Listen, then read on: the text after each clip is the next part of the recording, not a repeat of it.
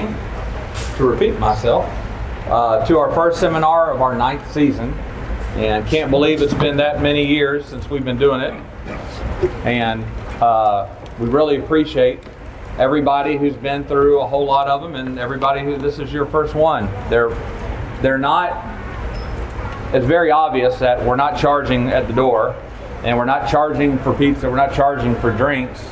We feel like if you guys come and you learn, and you catch more, you do more, at some point you're probably going to grow into a new boat, and you're going to definitely grow into new tackle and to new rods and to new reels when you do all these things. And guilty. Guilty. All that we ask and would hope for is that you remember things like this that we do, and it's nice when you see the business that comes from it way on down the road. There's definitely no instant gratification, but it's just nice to see it. And then when young people, old people learn, and it's just really cool when you put a new plug in, or you put a new technique in that you've never fished for, because we're creatures of habit. We go have one good day and we stick with that bait for the next 20 years. Also guilty. And we dog cuss all the bad days. Yep. And it was all, and we don't know why, but hopefully this gives you some insight. I'm very surprised though, because this is the least amount of tackle. Oh no. No, I know, I see some back there. The least amount of tackle on the table I've ever seen, but it is inshore fishing. Yeah. And the fish's mouths are usually smaller, right? Yeah. So you don't need as much big tackle. We hope you enjoy yourselves. Mark and Tim, both very close friends, and great business partners and colleagues, and Kayla, Mark's better half, and all of our staff is here. So in the event that you get a wild hair tonight and you get so excited and you start to get that buzz from your third Diet Mountain Dew or Diet Dr. Pepper, and you can't stand it anymore and you need to make an impulse decision, don't go do it over at the arcade at Lulu's. I'd climb on top of one of these boats, and they won't think that you're rude at all if you do it during the seminar. You feel free to just go jump on one. Yeah. That 17-foot Scout is a beautiful inshore boat. This is the brand new 281 Scout. This is a brand new 28-foot bay boat that they just introduced.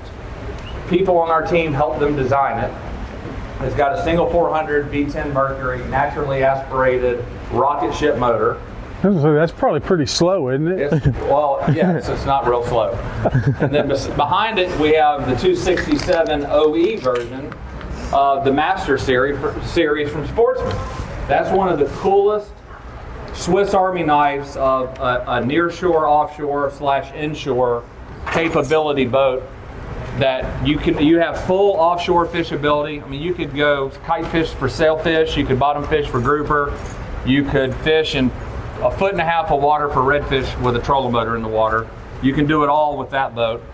The 273 is just a little bit bigger version, a little more Gucci with the paint job and all the good things. But this is just some of the stuff that you could look at, and there's a lot more outside. We actually have well over 100 new boats in inventory, and we've got 30 used boats out on our used boat lot, and we've got tons of consignment and brokerage boats that we store inside the barn. So get up on that Diet Mountain Dew. That third one will get you every single time. And sometimes you'll get a little buzz if you eat a lot of pepperoni pizza and make you do impulse acts and decisions. So I would love to sit up here and help you with the seminar today, because I love inshore fishing. That's my passion. And sometimes I get lucky and I do things with it, but I'm going to turn it back over to Tim. Well, you had a good day last week though, right? I had a good day last week. It was nice. I will tell you this, because these two guys probably haven't been doing it, but if you have a smaller boat like this, or you like to get to a spot where it's very, very shallow, the technical inshore sight fishing right now is really good. It's not real good right after the north wind and after the day or two of a front, because all the water pushes out of the bay and the fish are spookier when the water is down, and you don't find nearly as many fish on the flats. But if you look at the weather and you see a south wind for a day or two, after a north wind is blown and that water rises up a little bit in the bay, these redfish and sometimes groups of 10 to 15 trout will move up in the docks a lot further where the water will allow them. You just got to either get out of your boat that doesn't draft in very shallow water, or you got to have a shallow draft boat, something like the 17-foot Scout. I run a boat just like that. And you just got to be quiet. And you got to throw quiet baits. You can't get out and throw even a 16th ounce lead jig head or a 1/4 ounce DOA shrimp. There's something about the weight of the lead inside the bait that scares the fish off. You can land a bait from me to the receptionist desk and they know it's in their presence, whether they see it or not. So baits like plastic baits with offset hooks, like bass hooks, owner bass hooks, number 2 offsets, Gamakatsu offsets. If it has a little bit of weight in the hook, that's all right. But there's something about the weight that scares the fish. And then if you're throwing just plastic baits, you want to load them down with Procure, or you want to throw a Berkeley Gulp, something with scent. And then you bring the bait in front of the fish, well before you see the line of where the fish is going to cross. You let the bait sit there. And then you just barely, you don't even tap it with your wrist. You just tap the tip of your finger on your rod tip. Barely tap it. And if it sees it move at all, it'll go pick it up. When the water's low and it's post front, it don't matter. If they see that bait moving around, whether they hear it or not, they're gone. But sometimes you get lucky, and I caught 3 fish in an hour, 7, 9, and 12 pounds, and I did it all in 12 inches of water. It was a lot of fun. And the fish they like to raise cane in shallow water. There's nowhere to go, so they just go crazy. But there's a lot of that good stuff going around here. They're going to teach you more about live bait and plastics and artificials, but sheep's head and Spanish mackerel, some maybe bull reds. Yep. Any of those on the beach right now? There's been some. It's not been good yet. There've been a few around the bridge and a few around the backside of Crab Island on the buoy line back there. Has anybody seen the school of redfish on the flat, on the west flat, just beyond the no wake zone where you can't fish by the Coast Guard station? Has anybody seen that? If you're in a boat and you're on the west side of Crab Island, either coming from Fort Walton into the Coast Guard station or you're going that way, get on the grass line, and if you're like going back towards Fort Walton, just put it in gear, like an incoming tide obviously because the water's so clear, and look to the left. You will see between 300 and 500 redfish, and they all are about this size, this complexion. You don't have a dot, do you? It's down here. And you cannot get them to eat anything artificial at all. The only chance you have to catch, and they're there all day long. Incoming tide, outgoing tide, but you'll see them on the incoming. The only chance you have to catch these fish is to pull a boat like that up on shore, get out with live shrimp, and maybe a very, very small weight, like a little split shot, and lay it out in front of where the fish are going to cross.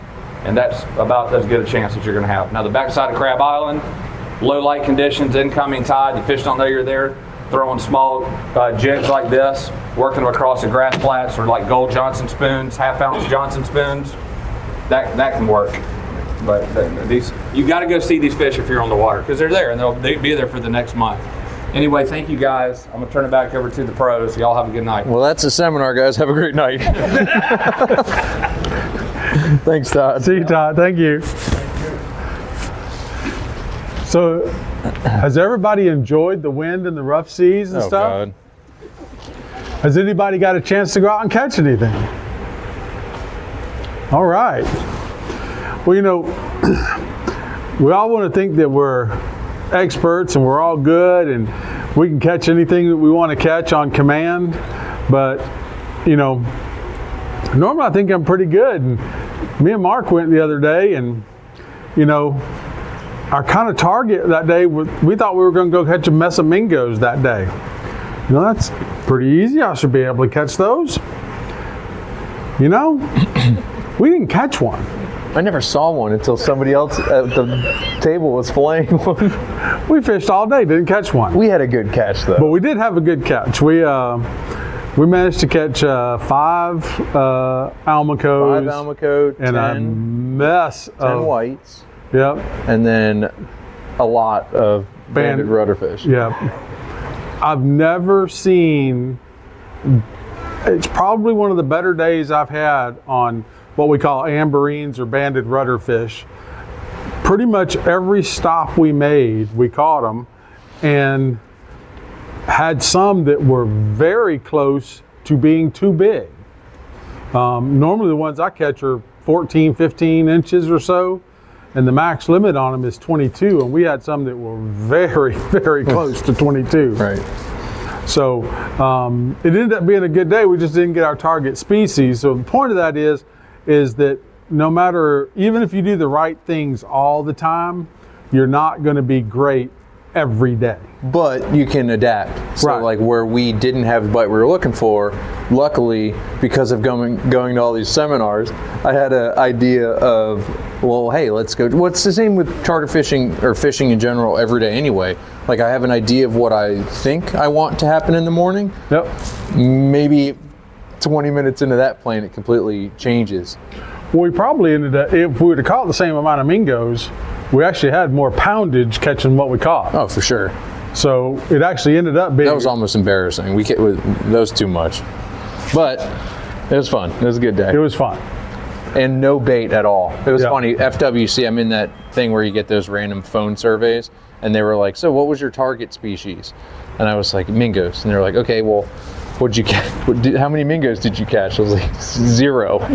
And they were like, well, how long were you fishing? In 6 hours or so. They're like, well, how much time was actually spent fishing? And I was like, 3? And she was like, why? And I was like, because I spent an hour and a half looking for bait that I never found anywhere. No. We checked all the regular bait stuff. I think the inshore water is just a little bit chilly for that right now. It said 58 degrees on my chart plotter. Yeah. So, but overall, a good day. Well, anyway, let's get talking about what we're going to do tonight. Our main focus is going to be on Spanish and sheephead. So kind of be, we'll go 2 ways here and talk about Spanish first. There's old wise tale, and there's a fair amount of truth to it, that the Spanish show up after the 3rd straight day of fog.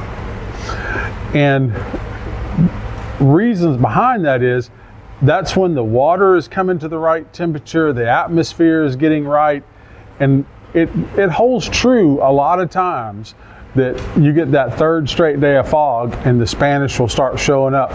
And we'll see them in the harbor normally first. And the first ones we see, actually, sometimes up around the Shalimar Bridge, there will be some bigger ones at first. But all them ones in the harbor, they'll be, the first day or 2, you just see them flipping all over the harbor. Now they'll be little bitty guys. They're perfect bait size and stuff, but some of them won't even be keepers. They'll be 10 inchers. But they'll be in there feeding on them little tiny rain minnows, and they will get big fast. They grow quick. Well, let me ask you this, and you're the expert here. You've been here a lot longer than me. I just get to fish a lot.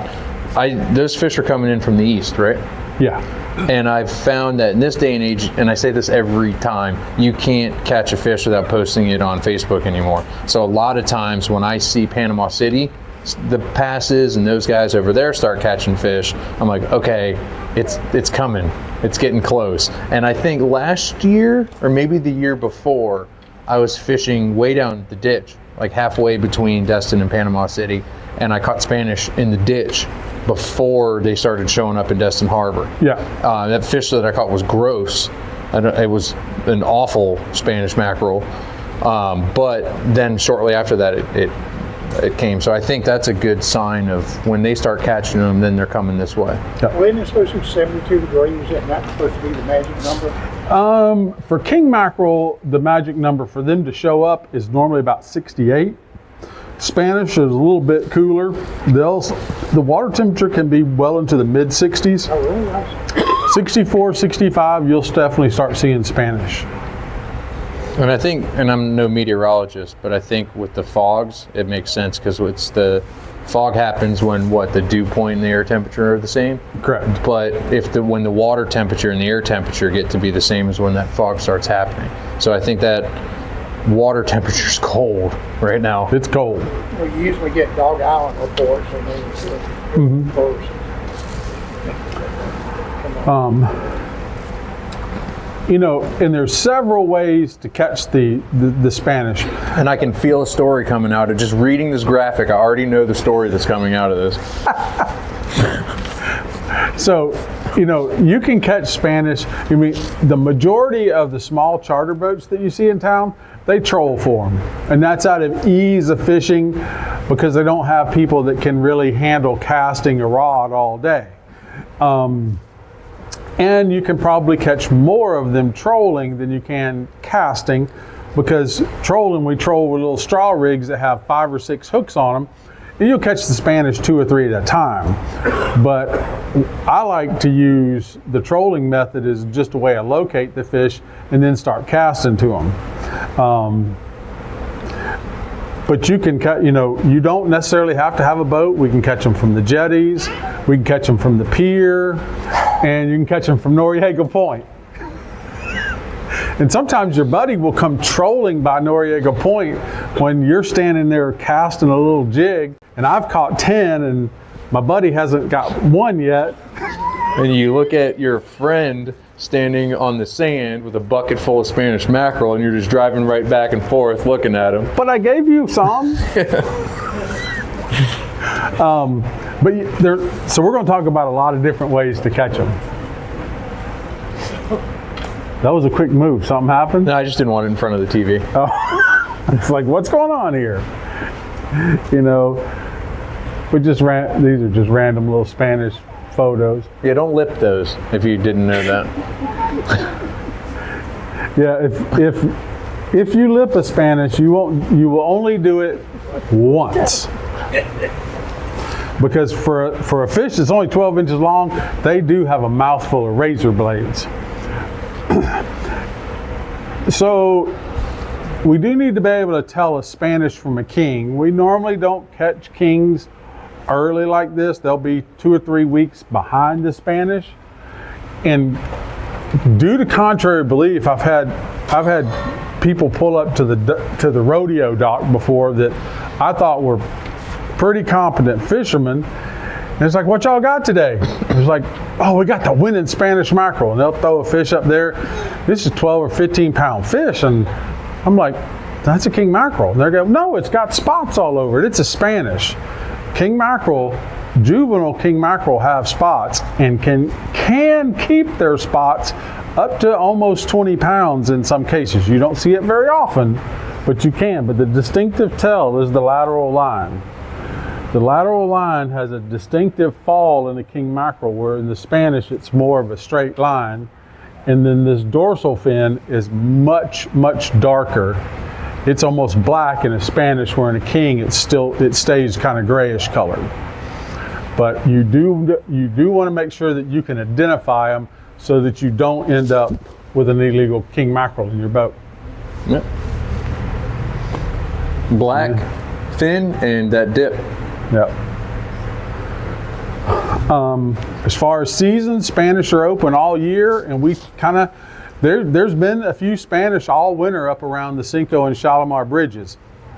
There's not a lot, but there are some that we have some what we would call resident fish that are here all year. And just looking at that, did they change the bag limit? Wasn't it 10 last year? Yeah, I think it was. I thought it was less.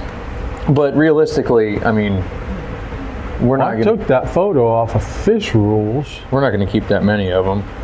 You know, 12-inch size limit. Are you looking it up to confirm what it is? 15? Yeah. So if y'all don't use, a good little deal here, if you don't use it, there is an app called Fish Rules. Everyone needs to download Fish Rules if you don't have it. It's a free app. If you have location services enabled, when you open the app, it will update to the area you're in. So if you leave here and go to Oklahoma and go bass fishing, it's going to open up to a freshwater page and give you the Oklahoma regulations. But, and maybe I shouldn't get into this, but realistically, what do you need 15 Spanish mackerel for? I don't think Spanish freezes very well. No. I don't think I would. I mean, just because you can doesn't mean you should, I guess. Absolutely. I mean, we all have to be good stewards of our fishery. Otherwise, we end up with closures like we're probably going to have with groupers this year. You know, we had 17 or 18 days of grouper last year. I don't know that we're going to have any grouper this year. We should know here pretty soon. But it's a fishery that has been overfished, and like Mark said, because the bag limit's 15 per person and you got 5 people, you don't need 75 Spanish. Who wants to clean 75 Spanish anyway? You know, if there was that many mahis, you'd kill them all. No. Yes, you Maybe. would. And that's what's the difference between 75 Spanish and 75 I'm not going to kill 75 mahi. I don't know. I think Spanish mackerel are delicious. I like them. Oh, they are. Take the Spanish mackerel, fillet it out, skin it, cut it into little fish fingers. And Spanish is way better than king mackerel. I mean, they're not even close, even though they're both in the mackerel family. But everybody's going to go, oh no, that's going to taste terrible. Dredge that Spanish mackerel in mustard instead of an egg mixture. Then use about a cup of cornmeal, a quarter cup of flour, and a quarter cup of starch. Plenty, just dump the whole can of Old Bay in there, salt, pepper, fry it in a cast iron skillet, not a Fry Daddy or something like that, cast iron. Man, that's good. My recipe is a little different, but all right. well, This will be like a Canadian recipe or something. I typically don't like to fry stuff, and wherever Kayla is, bless your heart, one day I was working on the boat and I asked her to make mine a certain way, and she was like, fine, well, I'm making mine my way. And she came down and I had hers, and now with our Spanish and our kings, we'll cube them, just like you said, get the skin off, the bloodline off, soak them in milk, right? For like 20 minutes, out of the milk, into an egg wash, into the panko and whatever spice, and then barely fry it. Just barely, like a little bit of oil in a pan, just brown it up. Perfect. Not panko. Just nice and easy. Tackle. Tell us about tackle there, Mark. I prefer the Star Sieges. I prefer 7.6. I use this combo for almost everything. I keep 2 of these on either of the outside rod holders on my rocket launcher on my boat. I use this combo literally for I think I've caught every species of fish that we have on this. And I wouldn't recommend it for like an amberjack, but I can't control what bites it. We caught double rudderfish on them the other day. Yeah, we did. And I also lost a couple jigs on it too. I use the Star Sieges. I like the 1020 7.6. I actually prefer the 7.6 with the tip broken off. Don't ask me how I learned that, but I think this one's a 7-foot. I prefer that combo with the Stratic 4000. I think there's enough line on it where if I hook a big king or something I'm not expecting, it's perfect. I think a difference between a 3 and a 4 is just line capacity, right? Yes. I run 20-pound braid. No, 2,500 and 3,000 are the same. Spools interchange. 4,000 is bigger. Okay. I run 20-pound braid on it. I think that's heavy enough for just about everything. I feel like you can get away with 20-pound braid on bigger rods and reels too if you know what you're doing. I think the drag capacity on the reel is what limits it. I run it to an Albright, to a 30-pound fluorocarbon leader. I use this combo for almost everything that there is. Sometimes if I'm fishing in the bay, I'll run a lighter leader and maybe use a smaller rod. I think that's a 6.6 Sieges. It's the same rod. I use this, and I pretty much use this jig too for everything. Say again? How long is your leader? I basically just kind of pull out a little bit, so somewhere between here and here. This one's a little bit longer, just because, and I think if Todd's in here, he hates it when I bring this up, and you probably do too. I don't care about terminal tackle. I like using speed clips. I have a certain brand that I like more than others, and everyone's like, that doesn't work. You can't catch fish. Like, the less hardware, the better. Yeah, right. Like, I catch a lot of fish, and I think the way we fish for certain species, it's a reaction bite. I mean, if I tell some guys, especially for kings, rip that thing back as fast as you can. Like, you can't reel it fast enough. And if I'm a predator fish and I see it go by, I'm chasing it. It's a reaction bite. And I think if you're running a couple inches of lead, what's an extra centimeter of a clip on it? But this leader is a little bit longer just because I'm not using that clip, just so that if I want to cut it and change it, I don't have to retie a whole leader on. And the little Shimano and Segis combos, these will work whether you're casting or trolling. Any of the stuff that we have for trolling for Spanish, it will work for. Sure troll, yeah. The only time that you would need something heavier, whether it would be a heavier spinning rod or even a conventional rod, when we're trolling, trolling for the Spanish, we control the harbor, we control around the jetties, the Destin Bridge, and then we control on the backside of Crab Island, all along the buoy line, and then outside of the lip on the outside of the pass. When we're trolling outside the pass or back there around the back of Crab Island, a lot of times I use either a trolling lead or a planer to get it to have a couple lines very deep and a couple lines on top. A lot of times, most of the planer rod that's deeper, it'll get hit first and then it'll come to the surface and the surface rods will get hit. You would need a heavier rod for trolling the planer, but that's the only time that you would really need a heavier rod. Agreed. Plus, I think they have a very soft mouth. Yeah. So sometimes, especially with an inexperienced angler, or honestly, if you're trolling with the wrong boat captain, kicking that boat in gear or whatever, you'll rip that fish's lip or his teeth right off. Yeah. So I think sometimes having a little bit lighter of a rod helps maybe a less experienced angler actually land some of the fish. I mean, there's so much wiggle room in the tips of these things. It's pretty, I think it's like a perfect, honestly, I think this is my perfect king mackerel rod.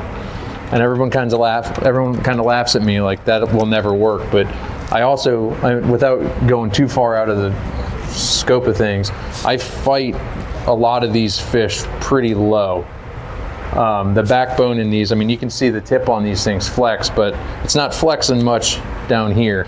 And I fight my fish a lot more linear, I guess is how you could word it, and not so much up and down like you're used to with like a big, heavy rod. So it's a little different style of steering that fish around. But you guys, you've heard me talk about this for 3 years now. One other method that will really work good for the Spanish, if you're trolling to locate the fish, once you locate some fish, whether it's outside of Crab Island or in the back of the harbor, and then you want to stop and throw some smaller stuff at them where you can cast and make it more fun, get you a chum bag and a box of chum. Hang that off the back of the boat. The rain minnows all come to the boat. If you get the rain minnows to come to the boat, Spanish are coming to the boat. Just like no different than if we were fishing offshore for mahis or snappers or something like that. Chumming will work very good for the Spanish. And I hate to say it too, but as far as locating them, there's so many boats out on the water now. If you're not the first person out there and you are leaving your dock and you look up and there's 15 boats in a circle trolling around, that Spanish are probably over there. And most everybody doesn't mind if you come and troll with them. If you fall in line, troll the same speed in the same direction as everybody. Don't go the opposite direction, don't cut across. That will get you in trouble. What if you drop your trolling motor down right in the middle of them and start casting out? We dropped the trolling motor by a buoy. We were in the middle. It was all right. Slower is, the question was how fast do you troll? Slower is better, just in gear. If you're going too fast, you're not going to get bites. It's not like trolling, ballyhoo offshore. We're not doing 6 knots. It's in gear, just as slow as you can go. Now I'm sure you have like you normally do. Well, what do you do when you hook one? So say how many rods are you trolling? Is that coming up? Don't have that. I don't think I have that on there. Normally, most everybody trolls anywhere from 2 to 4 rods. But if you stop, you're not going to catch. If you're trolling, you're not going to catch as many. Just if you're trolling, just keep on going. They're not strong enough that they're going to swim over here and tangle up another rig. It's not like you got a mahi or a wahoo or a tuna that's going to make a mess out of everything. Just keep the other lines out and just keep going. You know, you get one bit, more they're traveling in good sized schools most of the time. So you just keep going, you'll get more bites. You know? Yes. Tell us about different kind of lures. This is pretty much all I ever use for every species ever. I use the 1 ounce. I can cast this thing from here to the middle school. It's just great, and it's like I said, it's a reaction bite. It's 9 times out of 10. That's what I have people throwing at the boat. For Spanish, I will use a little bit smaller one that I have, and I'll give it away at the end of this if Kayla calls out the right name. I mean, that's pretty much it. This literally works. I don't know what else you want me to say about it. It's literally what's on my rod. So several jigs. This is the one that Mark's talking about here is the GI jig. Is that a 1 ounce? That is a 1 ounce there. They come in half and 1 ounce. And they have these fancy new ones that wobble pretty good too. That's half ounce. You know, the little Yuzuri Twitch baits are good. The Shimano Colt Sniper is basically the same thing as a GI jig, is really good. I do like the Colt Sniper too. Probably the most universal casting jig lure that you can have, you can take fish anywhere in the world, is a gotcha lure. And that's what I used before I found those. So the gotcha, they had the jig fish. Yeah. Which is, yeah. And the gotcha lure is really neat. It has, because of its little slanted head and nose on it, when you throw it and just let it sink a little bit and just start jigging it, it's just like boom, boom. It has you don't have to do a lot of work to get a tremendous amount of action in a gotcha. It's probably the easiest lure for most people. But which gotcha? I like either silver with red head or silver with yellow head. Which shape though? They only come one shape. What about that trolling one that you always talk about? Oh yeah, no, we're going to go over the trolling. Okay. So I get what Mark's asking me now. So the casting gotcha, it has a little slant head to it. This gotcha is great for casting.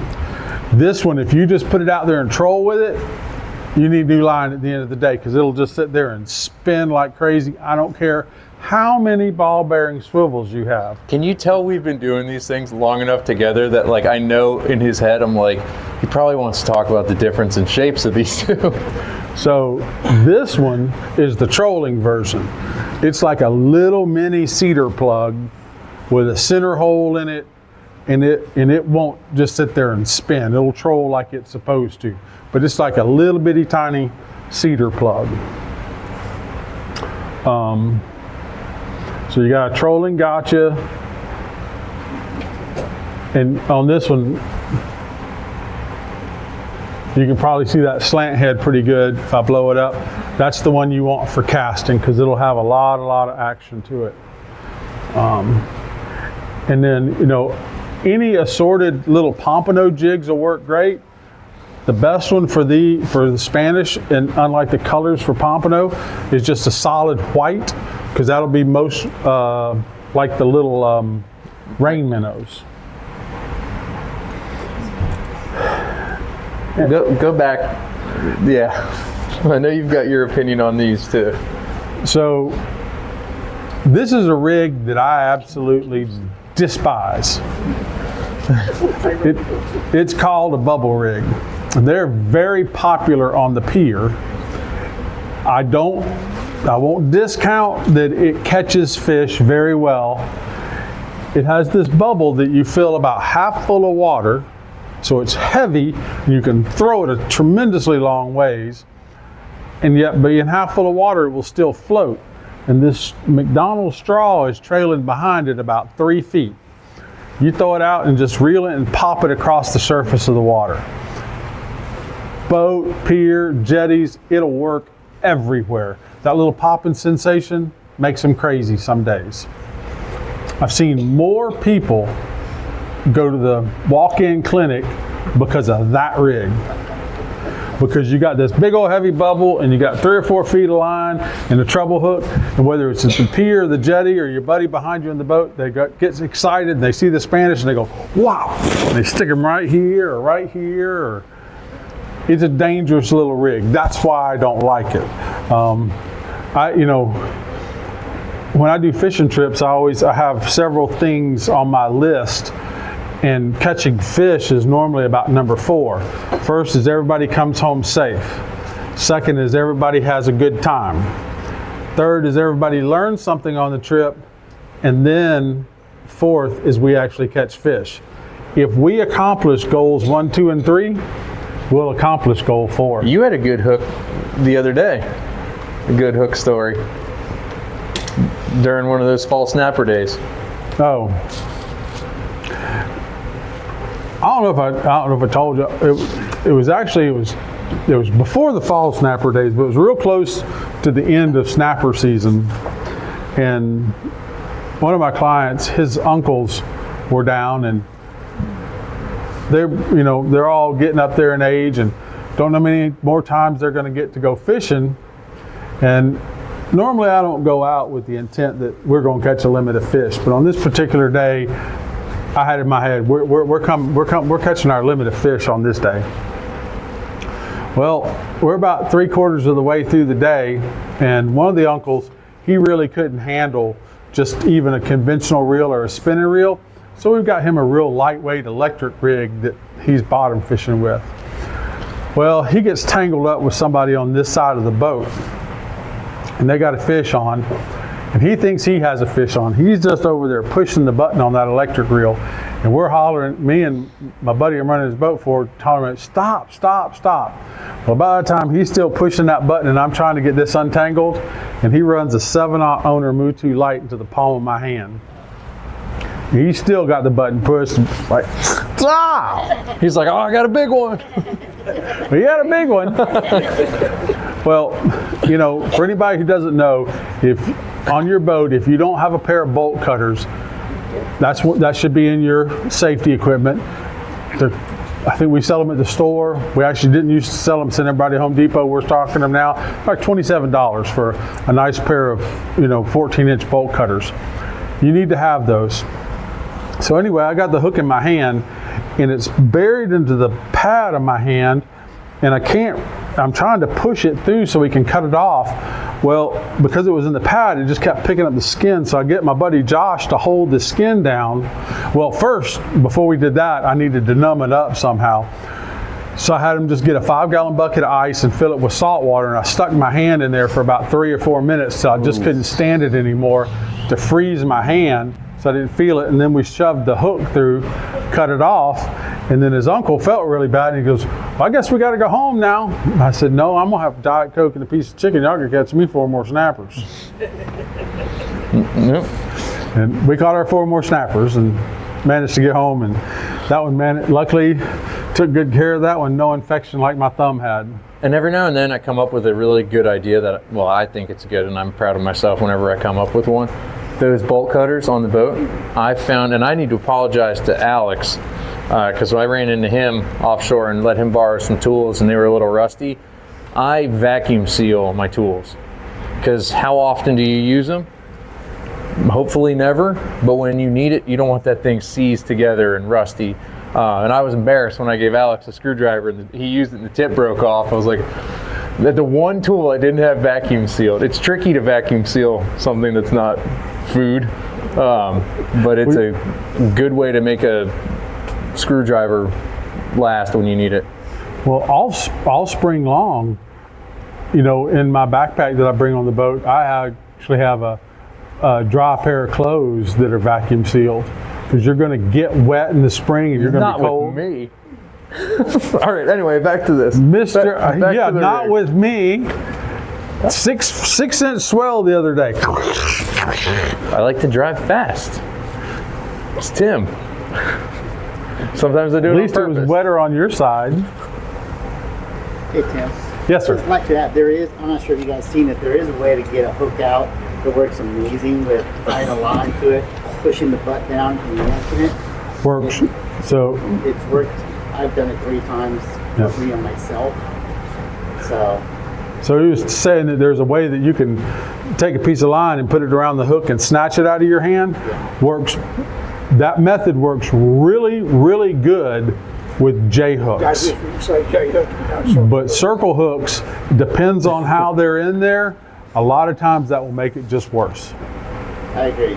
It's always been the Spanish mackerel and ladyfish. Yeah. The three, I think some of the easiest fish for you to get hooked by are Spanish, bonitas, ladyfish, and mahi.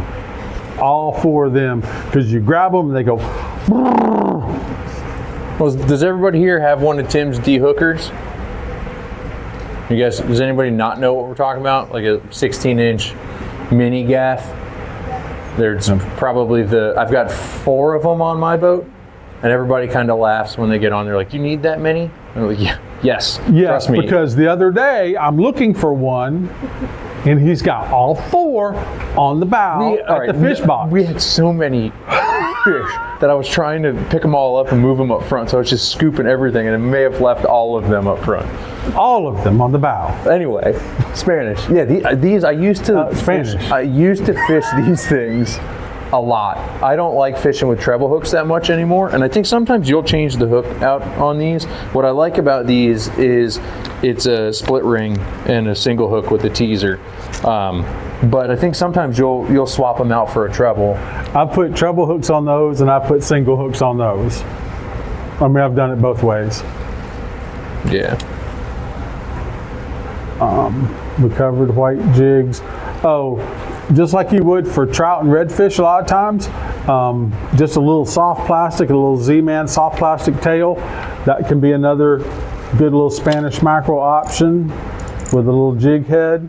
And any of the lures that you're using, Todd mentioned this earlier, whether you're fishing for trout or redfish, when you're fishing a lure, adding scent to it is great. They make inshore saltwater, they make offshore saltwater, they make mullet flavor, they make every flavor in the world. Whether they're actually different or not, I've never tasted one. Also works good if you're pranking your friend when they say they need some sunscreen. You can squirt some of that in your hand and hand it to them. You know, maybe that's what we ought to do one night, is set up a blind taste test and find out if the flavors are Kevin different. would do it. I think it would be great. Trolling rig. You want me to pass that around? Yeah. It's kind of hard to see on here. This is, we literally sell just thousands of these in the springtime. It's really nothing more than a glorified giant sabiki rig. That's what it is. It's got a Clark spoon on the end. It's got 4 little straws on it. We sell them in the store. You can make your own. You can come in and, you know, if you're bored all winter and need something to do, you buy the little sunglass cords that go around your neck, cut them into little 1.5-inch pieces. You can make your own. The ones you make don't really work any better, but you know, this time of year we're all bored sitting around watching TV for days and days and days. Then weren't you watching the sun go across the sky today? I had a big day watching the sun move from east to west today. But it is an easy rig to make if you want to make your own. But we literally sell thousands of these in the springtime. Trolling one of these. You can troll one on the surface, put one on like a 2-ounce, 2 or 3 ounce trolling lead, and put another one on a small planer. And when the Spanish are biting, you will literally catch all you want. That's the easy way. We talked about the little gotcha trolls. That's another great option. You know, this should have been in the casting section. They make the trolling Clark spoons. This one actually has a little lead on the front of it where you can throw this one. That's a great little lure. Yeah. Yeah, Clark spoons. Clark spoons probably been around. I'm 62 and I'm sure they're way older than me. They've been around forever. They make one that has a little Clark spoon rigged with a duster on it. That's a good little rig.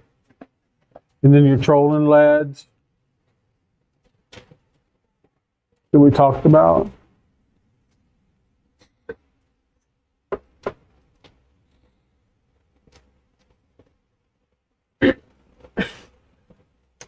Yep. Spanish left run. So the question was, is there a preferred depth? Not so. Yeah, the answer to the question is yes or no. Like when we're trolling out there on the buoy line on the north side of Crab Island, we're going to be fishing in 25 to 35 foot of water. In the harbor, I have seen days when they're better right in the middle of the harbor in the deepest part of the channel. And then other days, like the day I was catching them and out fishing Mark Here we from go. the I knew sand, I was waiting for it. I was catching them in, a foot of water. They were much better. They were really chasing the rain minnows all the way up onto the beach. So like Mark said, when you get out there, look for the other boats. They're going to tell you where they're at. So they could be in very, very shallow water in the harbor, or they could be in the deepest part of the harbor. Most of the time, I think they're better in the front half of the harbor. But many times, I have seen other times when the entire Spanish mackerel bite is from Dolphin Point back into the pump station area and all back in there. So they can be all the way in the back of the harbor and they can be out in the mouth of the harbor.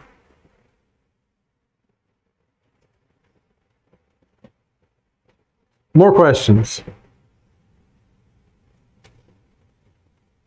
So everybody can go catch these now. You don't need to know anything else.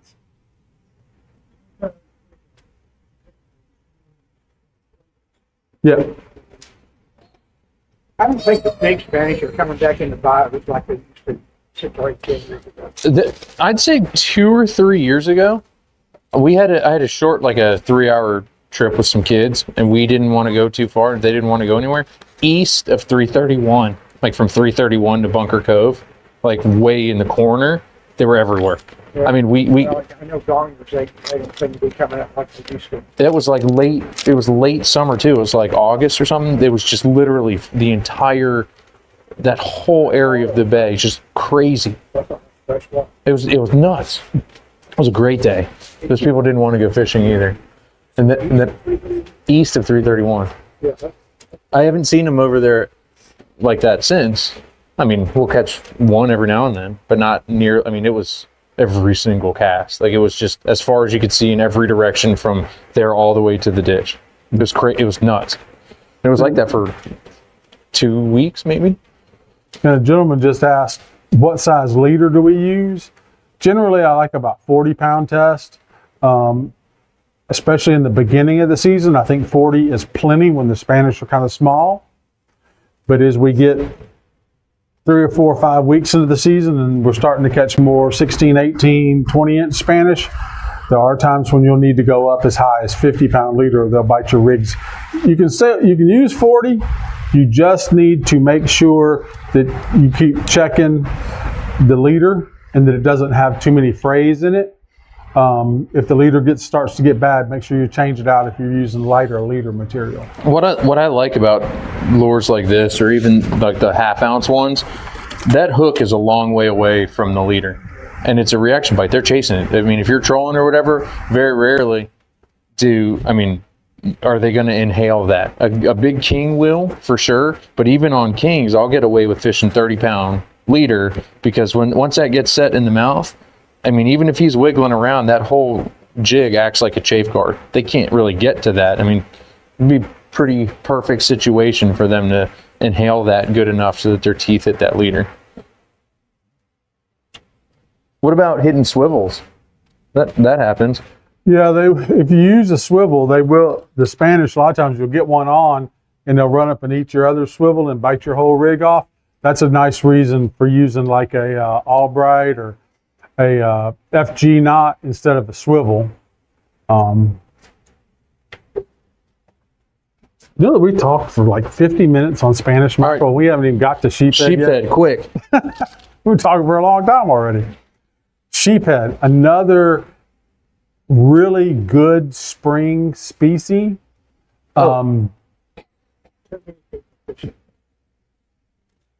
Sheephead, for anybody who hasn't eaten sheephead before, sheephead are excellent eating.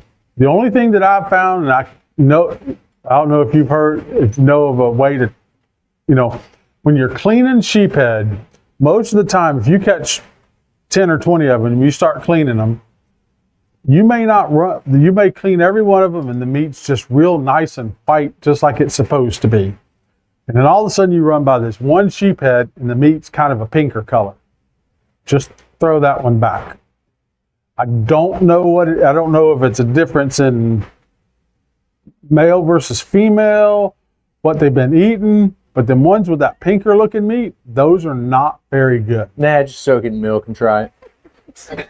You'll know real quick if it's good or But not. you eat with that stromboli fish. You ate lizard can. fish. I don't want to hear this. You eat lizard fish. You made fun of our spaghetti and hot dogs too. Oh, okay. All right. So, where do you catch sheep's head? So anybody who doesn't know, that's what a sheephead looks like. We talked about, are they good to eat? Where to catch sheephead? You need structure of some kind. It can be bridge pilings, it can be dock pilings, it can be oyster bars. You need somewhere that's holding bait. Some friends of mine the other day got a ticket. They got a ticket for scraping pilings, but really I think what the cause of the ticket is they were tied up to the bridge. You will see people tie up to the bridge pilings to sheephead fish. That is illegal. Do not do that. I can't find anything looking through FWC stuff that says you can't scrape pilings. But maybe some of y'all know, maybe you found it. They said they got a ticket for being tied up to the pilings and scraping. I think their ticket was really just for being tied up to the pilings. But especially, maybe you don't want to do it around the bridges until we get clarification on that. But you can go to any kind of like public docks and stuff. If you scrape the pilings, that's like putting out a chum bag. If you're lazy and don't really want to do that, stop at Sexton's, buy you just a little quart thing of oysters, cut them up get you some little shears, cut them up in little tiny pieces, and chum with them little pieces of oyster. And then get really excited when you catch one. I think we just answered this one. Bridges, docks, markers out in the middle of the bay, jetties, seawalls, piers. Any place that you got to have structure. Baits. Fiddler crabs, oysters, clams, sand fleas, and shrimp. I want to skip these for a minute and go to pictures of what the baits look like. That's for anybody who doesn't know. Fiddler crabs.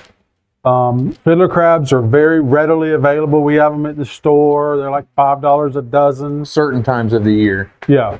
It's pretty much a winter thing, and we only keep them during the times. We don't keep fiddlers on hand during the middle of the summer, just during kind of sheephead season. But you want to hook them from the back out through their side, make sure you don't kill them.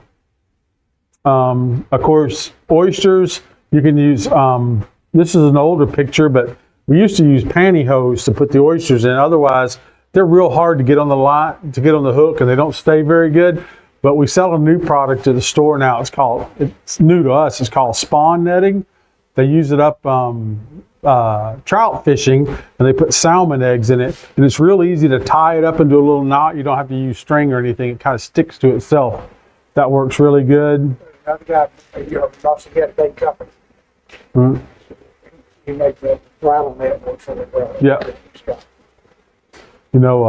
Of course, live shrimp. So we're always subject, on shrimp, we get what they catch. Fiddler crabs are always about the same size. Shrimp, sometimes we get a batch of shrimp, they're all great big. Sometimes we get a batch of shrimp, they're really small. Most people always want the big shrimp. Well, if you're fishing for trout or redfish and all the shrimp in the bay are big, and that's what they're feeding on, that's good. But the sheephead has a fairly small mouth. If you got a great big shrimp, you're going to get a lot of shrimp bit in half. For sheephead fishing, hopefully we have the smaller shrimp on hand. What's weird about shrimp, especially rodeo time of the year, there's a lot of pinfish and smaller fish around that kind of pick through a lot of that stuff. So when I do get on a crab, I like it because you don't have all those little things biting the legs off and stealing the bait. What I will say though is that I think we've won 3 sheepshead divisions in the rodeo, and every single one of those came off a popping cork and a live shrimp. You know, there's 2 other baits. But I guess the big point is don't just do the same thing every day. If you've got 4 people on the boat, have people do something different until you find out what works. I guess that's the lesson learned. So 2 other baits that work really good for sheephead, and this one most people will discount, but it's sand fleas. It's just like a fiddler crab, it's another type of crab. They're little mole crabs that we typically use for surf fishing and for pompano, but all the sheephead that are in the bay have been in the Gulf at one time, and they know what sand fleas are. There's days that I'll catch them better on sand fleas than anything else. And then the last one, this is sheephead and pompano both. This is the crack cocaine for them, and it's a ghost shrimp. Now, unfortunately, there's not enough ghost shrimp that we can buy them wholesale and sell them live. No one's ever came up with a way to get enough of them. But ghost shrimp are it is the best bait, but it takes some work on your part. We sell at the store ghost shrimp pumps. And if you've ever been walking around the edges of the bay and you see these little holes in the bay, those holes, there's presumably in each hole there is a ghost crab. Now, I have friends that will argue with me on this, and I don't profess to be a ghost shrimp expert because I've only been doing this for a short period of time using them myself. But you'll notice that some of the holes are relatively flat and some of the holes are more mounded up. I have caught ghost shrimp in the holes that are like these that are mounded up. I have caught ghost shrimp out of one of those holes, but I've caught more ghost shrimp out of the ones that are not mounded up. My theory is that the little ones that are mounded up, the ghost shrimp may have already came out of that hole and went to a new hole. The technique for them though, the little ghost shrimp guy, you need a little net with you, a little floating net or something. You're going to put the pump on top of the hole, and as you pull, it's got a little suction device in it. So you pull and push, and it's going to suck up part of the sand, and you push that out into the net. If you don't get one, go right back in the same hole, do it a little bit deeper. If you didn't get him yet, go back in that same hole a third time. You can normally go out to the bay, and in 20 or 30 minutes, you should be able to catch a couple dozen fairly easy. And they're all along, there's no secret spot, any place where you got shallow water access in sandy beach area, you'll find the ghost shrimp. And they're going to be from, just barely in the water to maybe knee deep or so. What, year round? I've seen the ghost shrimp there all year. Okay, you catch them. Like one day you get your sand fleas and your ghost shrimp and stuff. How do you keep the little things alive for the next day you go fishing? So the question was, if you go and catch sand fleas and ghost shrimp, how do you keep them alive? Yeah. Get a cooler, just like a little igloo cooler that has a plastic sandwich tray in it. Fill that plastic tray up. Don't make it soupy. Put clean sand in it and have it just moist. Put the sand fleas and the ghost shrimp in there. They'll be fine the next day. Freeze it. Sand fleas, you can. Another question was, how about freezing them? Sand fleas you can freeze and use them at a later time. The ghost shrimp are so delicate to start with. Once you freeze them and thaw them out, they're just mush. They just basically fall apart. So those you know, I have never tried blanching them. I know some people who blanch their sand fleas and they say they last longer freezing them. I don't know that you can do that with ghost shrimp. I've not tried. If I was going to try freezing them, I think I would heavily salt them just like you do ballyhoo.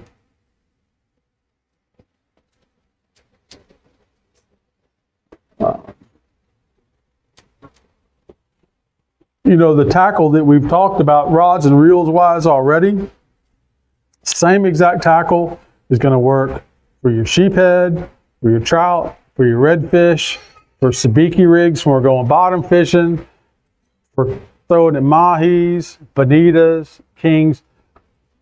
We can use the same tackle that we talked about before. Doesn't really change for the sheephead.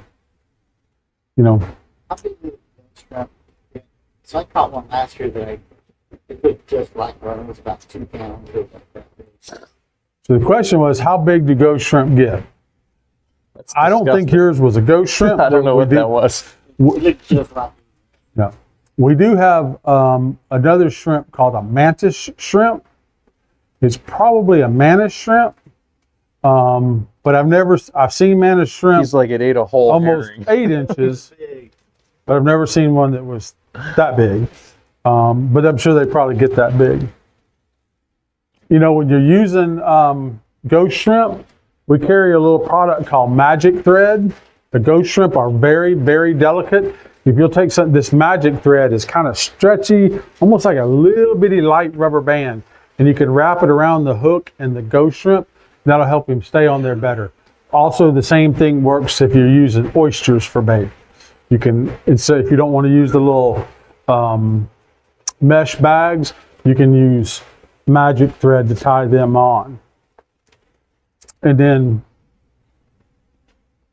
you know, fish bites is something that works. As far as rigging, several different ways to do it. There's little, what's called the, do I have a better? Yeah, here's a better. Here's a even better. These things are pretty cool. It's a sheephead jig. You can tie this directly on your line and put a crab, Careful. put any of the different baits we've talked about directly onto these little sheephead jigs. You know, most of the time when we're sheephead fishing, like Mark said, we've caught several nice ones that we've won the rodeo with on popping cork On rigs. circle hooks, like we would say 9 times out of 10, we'd say use a J hook. Yeah. But circle, same thing we'd use for redfish or trout or whatever. Somebody just tossed it off the back and they were like, oh. Yeah, and he will throw your hat in the water if you catch the winning red. I was a sheephead little too. excited about that fish. Just that in the water. Went You and know, got it. 35 degrees out, and he throws my hat in the water. I went and got it. You know, it's one of those things. I have to have a hat. You know, we can't even say anything more about that. But Also got a gaff in my leg that day. it was a good day. It was a great day. I keep my gaff under the gunnel, and it's normally turned a certain way and all that. But I guess during the excitement, the gaff kind of spun out, and I was so excited, like we ran and kind of jumped on each other, but that gaff went right through my bibs, and there was a moment of like, oh no, I think this is bad. But somehow it went like through the pant and missed my leg. So fishing's exciting. I love the What's that? Don't like each other. No. I was trying to get rid of him, but we're a good team. So now I lost my train. Oh, we're talking about sheephead jig. So, but most of the time, yes, we would fish with a J hook, and most of the time we're going to fish vertical for the sheephead. So when we're saying that we want to fish structure like pilings, or whether it's dock pilings or bridge pilings or buoy things, you're going to fish vertically up, and the sheephead are going up the piling, circling around, back down the piling, and they're looking for crabs and shrimp and oysters and things that they can eat. So they're constantly moving up and down through the water column. So what you want to do is you want to take your rig, whether you're fishing a sheephead jig or a dropper rig, or a Carolina rig. All three work. You're gonna drop it all the way to the bottom and come up about 2 or 3 feet and wait. If you don't get a bite in a few minutes, come up 3 or 4 more feet. Don't get a bite, come up 3 or 4 more feet. No. Don't get a bite, come up a little bit more, boom, we catch one. So we work our way up and down the pilings. And it's, sheephead fishing takes patience. The other thing I can say about hooks is most of the time, for most species, I probably fish a hook that's bigger than everybody else fishes with. Whether I'm snapper fishing or grouper fishing or king mackerel fishing, I like big hooks. With sheephead, it's way better to have a hook that's way too small than way too big. And I'm gonna go back to the very beginning. Oh, that's not the one that has his mouth open. A sheephead that's this big, his mouth is not as big as a quarter. And it's full of teeth. And it's full of teeth. And you gotta be able to hook him right here. Like this, So- like on the front of your little handout. Handout. Yeah, that's where I saw it. That's it. Yeah. That's the picture I was looking for. So definitely no bigger than a 1/0 hook and all the way down to a number 4 hook. Way too small is way better than way too big, because if the hook is too big, you'll get bites. It'll never get in his mouth. You'll never get a hook up. So way better to have too small than too big. Well, let me ask you a question too. Like, say you're fishing a dock or some kind of pilings or something, and there's a brand new piling or an old piling. Which one do you like better? The older the piling, the better. A brand new piling basically has no growth on it. You know, the oldest, crappiest wooden docks, just, I think it was last year or year before last, they tore out the old Tom's Bayou Bridge in Niceville. I grew up fishing on Tom's Bayou Bridge. I can't tell you how many sheephead we caught there. And they put that new bridge in. It's going to be 3 or 4 or 5 years before it's back to being productive like it was, because it takes time for that growth to happen. Yeah, I mean, what are they going to eat? Yeah. Just whatever drifts by? Yep. They moved to somebody else. Bridge. So definitely the older, if you see an old rickety dock where you watch a wave hit it and the dock kind of rattles, and that's where Something we you'd want be to be. scared to walk down. Yeah. Yes. You get the pinfish, not the bite. I noticed at Garner's Bridge the last 3 or 4 years, there's a lot more pinfish than there's ever been. You're only going to run into them at Jessup Bridge, Yeah. but you can't fish with them. So the question was, how do you get the pinfish not to bite? Yeah. I'll tell you what, I'll answer that question if you'll tell me how to get the sharks not to bite all my snappers and groupers. Because I just have the same problem with a bigger species. Garner's Bridge used to never have pinfish in the wintertime, it seemed like. But now you can't hardly fish it for sheephead for pinfish. They don't I like, think they don't go down the bridge, like you want to fish here, go down the bridge 4 or 5 pilings, and we all have some old crappy bait in the freezer. Throw that out, get all the pinfish to run over there, and then go back down there and fish. Well, pinfish don't like crabs too much, though. No, they're fine and correct. Pinfish don't bother them. Right. If you're trying to fish with oysters or shrimp, but What about mud crabs? Mud crab. With the ones I have all over my house. Never mind then. I think those are fiddler crabs, aren't they? They're not. They're mud crabs. It's a different crab. Those also work good. Never Okay. mind. Those don't exist. They're fiddler crabs. Fiddler crabs work, everyone. See, you think I made up banded rudderfish, and you just made up mud crabs. Mud crabs are a thing. I'll explain after all this. What else? What else? Banded You know what I'm rudderfish talking are- about? Yeah. Banded rudderfish are a thing too. They're Banded on the rudderfish fish are a roll thing. now. And I had a long chat with FWC about how FWC identifies them, and she sent me the graphics that the actual law enforcement guys use on the boat, which you probably already have it all, but you'd probably find it when did interesting. they start writing tickets on tying up at Destin Bridge? Because every time you go by there, you see 8 or 10 people walking Not- behind fishing on them. So Everybody get a ticket. technically it became illegal to tie up to or fish from a bridge stanchion after 9/11. That's when the law went into effect. Now, Anybody get a ticket? I think almost like the Coast Guard thing for COVID, where they tried to get everybody to wear masks on boats. I think it was more of a educate, not enforce type outlook on that. They probably should. Yeah. and a lot of times, with the Marine Patrol guys, it's just like if we've all made the mistake, we've been speeding or whatever, and we got pulled over by a deputy or state trooper. They're not out there to write tickets. They would rather educate than write tickets. Your attitude generally will determine if you're getting a ticket or not. Yep. You got the wrong attitude, you're getting a ticket. And those dudes are just out there doing their job, floating around, just trying to. Stop this and ask about the kill switch being connected to you. FWC guy he said they made a law that we unenforceable. Nobody does. If you have a ticket before it gets raised for state fishing on. Like my buddies got broken up last week. But I know them very well, and they probably got mouthy. These people I know. Well, what else? What else? Any questions or anything? Anybody have any questions? You can tie up to channel. Navigation instructions you can. So the question was, can you fish around channel markers? Yes. You just can't tie up to them.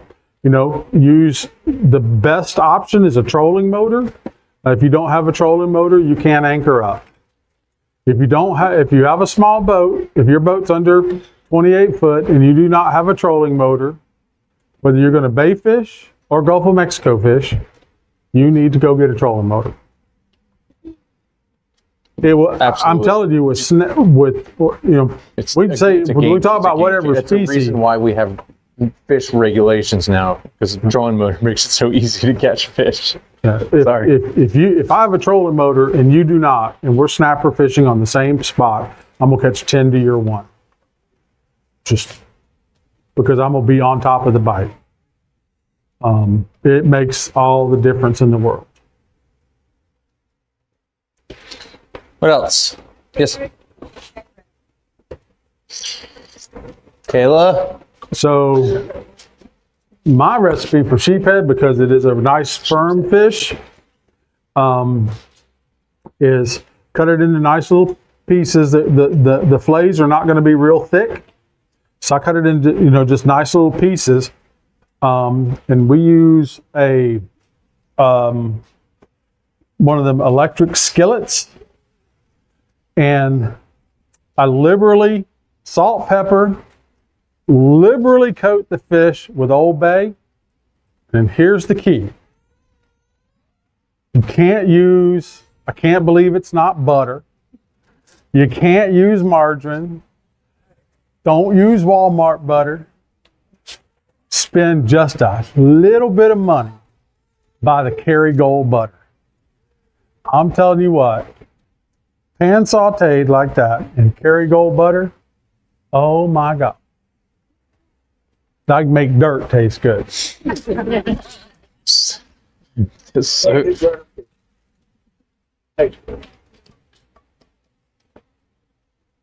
What else?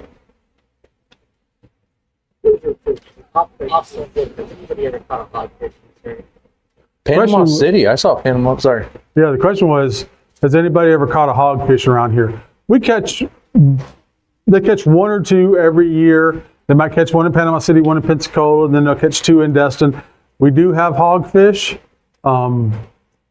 If anybody doesn't know, they caught a great white in Navarre this week. The same guys that caught the great white in Navarre this week caught one in Orange Beach the week before. And the guys that work, one of the guys that works up at the shop, him and a buddy, pretty sure that they hooked one the other night down around Creighton Beach. It is the time of year that the great whites are here, and there's become more and more of them over the last 5 or 6 years. Never seen, I think probably 5 years ago was the first time we ever caught a great white here, and now it seems like every winter they catch 2 or 3. which I want to catch one.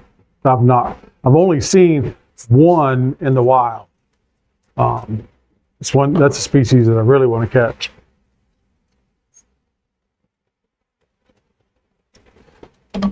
Well, if y'all don't have any more questions, we're going to kind of wrap up. Here goes the neighborhood. A what? Leopard shark. It's Leopard shark. juvenile tiger, not a leopard. Leopard sharks don't exist in the Gulf. I had the same thing happen. They had big spots. Yeah, it looks, but smaller fish. Yeah, tiger. Yeah, I had the same thing. We had a beautiful fish, and I'll show you pictures on mine, and I want to see pictures of yours. That came off wrong, but you guys know what I mean.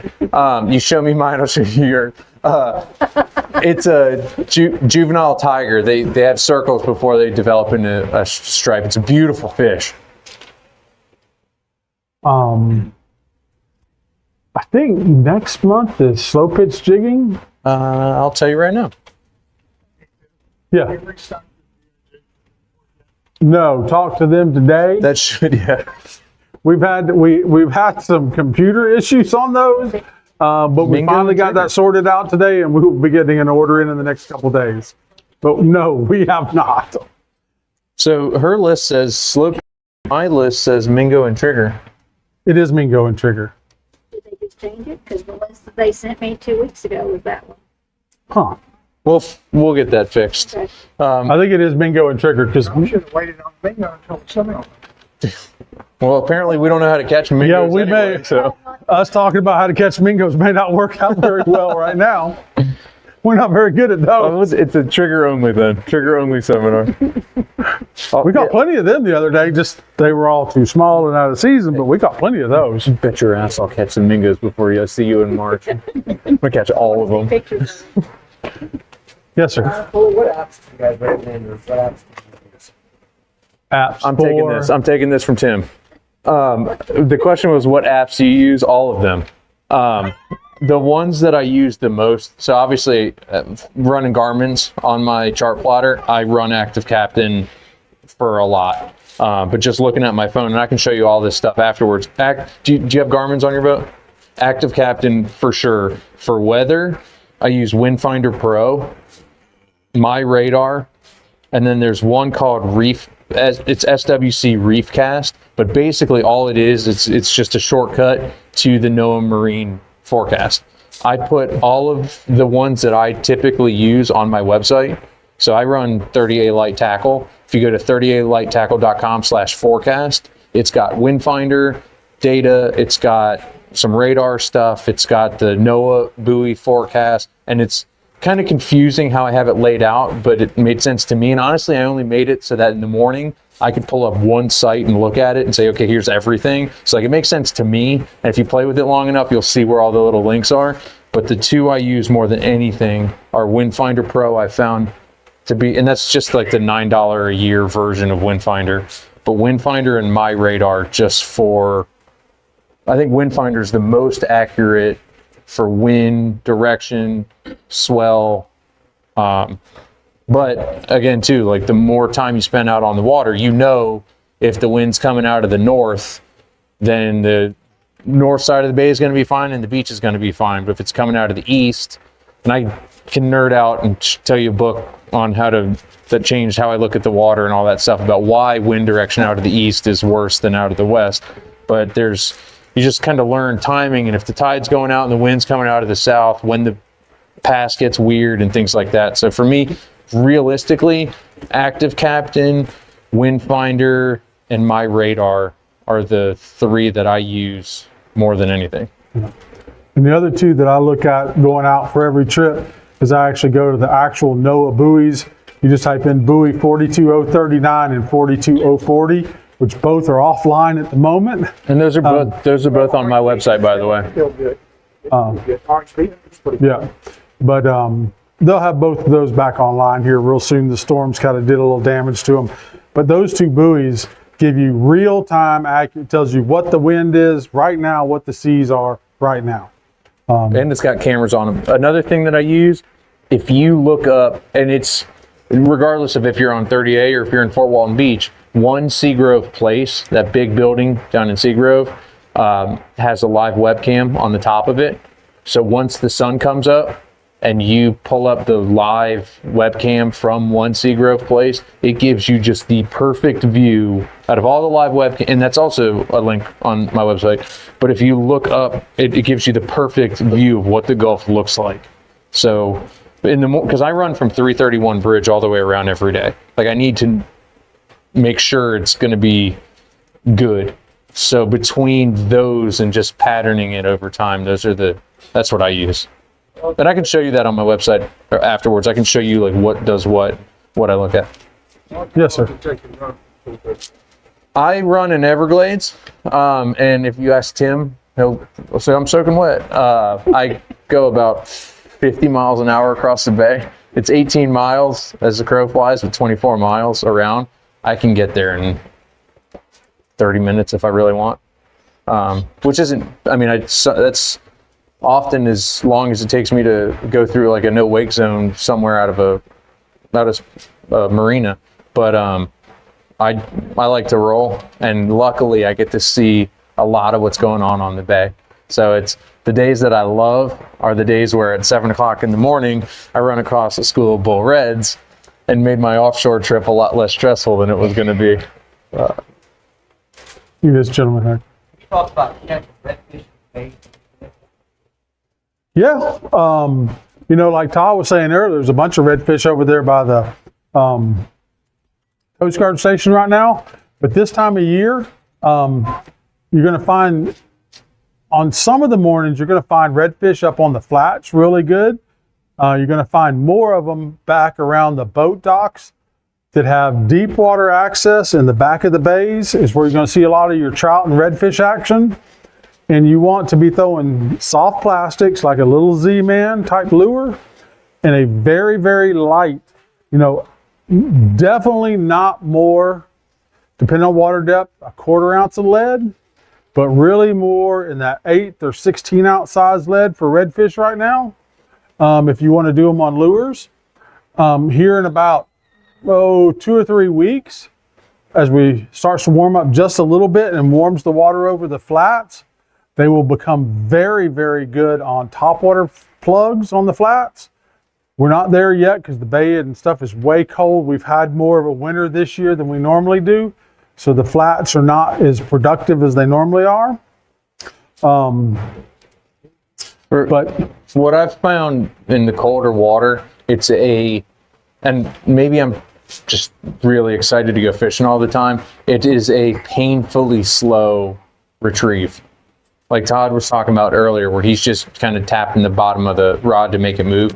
I mean, it's kind of it's a slow style of fishing.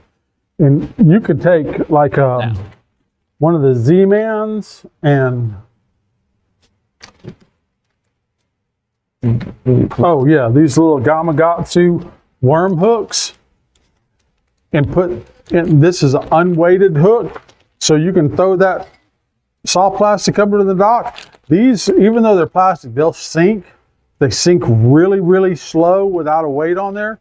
And like Mark and Todd were saying, just tapping the rod, just barely moving it in this cold water.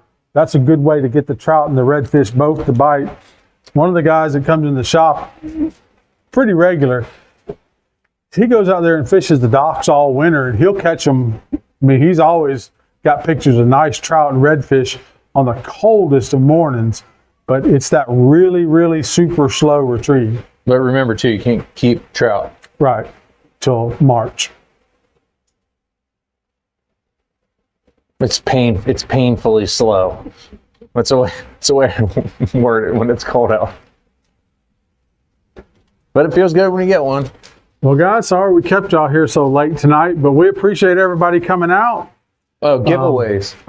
We do still got to do giveaways. Kayla, you're up. Kayla's gonna do something, but I will say I did bring one grand prize giveaway.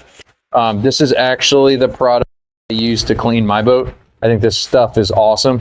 And in this kit, it'll have some microfiber pads and the actual it's a detailing kit, but it's a waterless wash and wax with a vinyl protectorant, which is not only good for your seats, but this is also what I use for my trolling motor. So if you don't, normally when I troubleshoot something over the phone, or if I'm on with Minn Kota or Garmin or somebody, I used to ask like, hey, what's something that I should be doing that people don't really know? And somebody once said, oh, you wash your trolling motor with Armor All, right? I was like, yeah, of course. And I started laughing, and then he was like, just trust me, try it. And I started cleaning my trolling motor with Armor All or a vinyl protectorant of some sort.